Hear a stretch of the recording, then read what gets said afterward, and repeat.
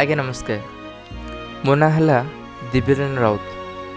ଅବଶ୍ୟ ଲୋକାଲ ଏରିଆରେ ସମସ୍ତେ ଦିବ୍ୟ ବୋଲି ଚିହ୍ନିଛନ୍ତି। ଘରେ ମୋର ଶ୍ରଦ୍ଧା ନାମ ହେଉଛି ବିକୁଲ। ଆଜି କିଛି କଥା ଅନ୍ତରକୁ ବାଧିଲା ବୋଲି ଆପଣ ଟିକେ କହିବାକୁ ପଳେଇ ଆସିଲି, ମନ ଟିକେ ହାଲକା ହେଇଯିବ। ଭାବିଥିଲି ସବୁ ସମୟରେ ସାଙ୍ଗସାଥି ଆଉ ଆଶା କରିଥିବା ମଣିଷକୁ ଦିନେ ଛାଡ଼ି ନିଜକୁ ଏକା ଲଢ଼ିବାକୁ ପଡ଼ିବ, ଏହା ମୁଁ କେବେ ଜାଣିନଥିଲି।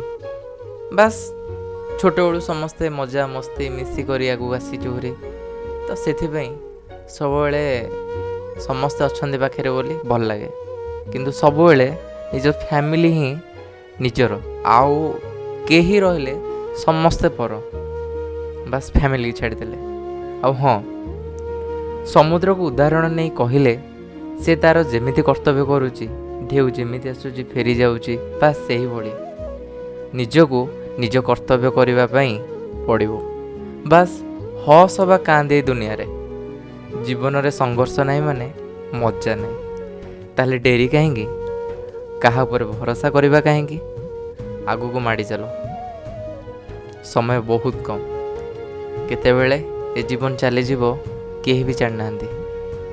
ବାସ୍ କର୍ମ କରି ଚାଲ। ରହିଲି, ନମସ୍କାର।